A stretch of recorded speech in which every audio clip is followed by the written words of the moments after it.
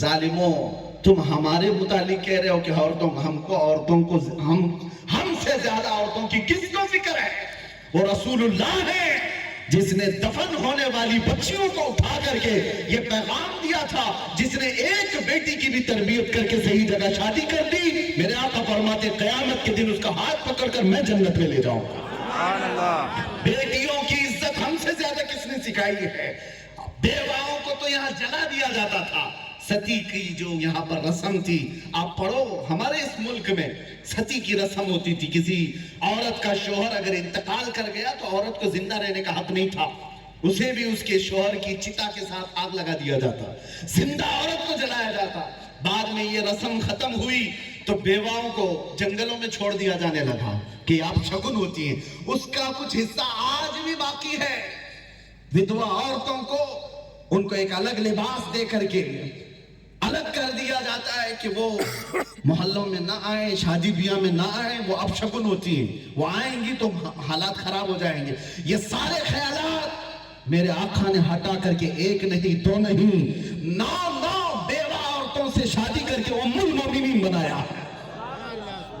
رسول اللہ صلی اللہ تعالیٰ علیہ وسلم نے بیوہ عورتوں سے نکاح فرما کر صرف اپنی بیوی نہیں کروڑوں مسلمانوں کی انہیں ماں بنا دیا ہے۔ یہ عورتوں کے حقوق اسلام سے زیادہ کس نے بتایا؟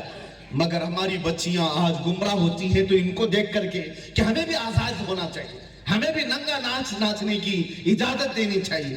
جس کا اندر کا شریر پورا بگڑ چکا ہو اس سے میں کیا بات کروں؟ جسے حیا کی فکر ہے میں اس سے کہتا ہوں یہ دنیا صرف اپنی نگاہوں کو اور اپنے ہوس کا نشانہ تمہیں بنانا چاہتی، آزادی کا ڈھنڈورا پیٹتے ہیں مگر تمہیں آزاد دیکھنا نہیں ہے، یہ تمہارے جسموں سے کھیلنے کی خواہش رکھتے ہیں۔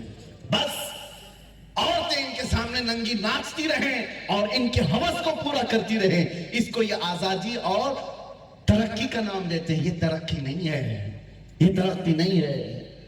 کسی خاتون کو اللہ تبارک و تعالیٰ نے اس کو صنف نازک بنایا ہے، مردوں کے برابر اس کی وہ طاقت نہیں ہے، وہ کمزور جسم کی مالک ہے، ہمیشہ ظلم سہتی آئی ہے اور اسلام میں ہی اس کی عزت کی حفاظت ہے۔ صرف رسول اللہ صلی اللہ تعالیٰ علیہ وسلم کی تعلیمات ہیں۔ اسی لیے میں نے آیت آپ کے سامنے یہی تلاوت کی ہے، اسلام کو چھوڑ کر لاؤ کوئی بھی راستہ، کوئی بھی راستہ لاؤ جہاں تم سیف۔ قرآن کی نظر میں بتا رہا ہوں قیامت کے دن وہ قبول نہیں کیا جائے گا، تم سب سے بڑے گھاٹے میں ہوں گے۔ بچیوں کو آوارگی کی طرف لے جانے والی یہ پوری دنیا، میں آپ کے ذہن کو بدلنا چاہتا ہوں میرے عزیزوں۔ یہ درندے ہیں جو بولتے کچھ اور ہیں کرتے کچھ اور ہیں، یہ ہیومن رائٹس کی بات کرتے ہیں۔ آپ دیکھو، آپ کو سمجھانے کی کوشش کر رہا ہوں، مجھے پتا ہے کہ میری تقریر صرف یہ وشاکھاپٹنم ہی نہیں سن رہا، کل کو یہ پوری دنیا سنے گی، مجھے پتا ہے سب تک یہ پہنچنے والی ہے۔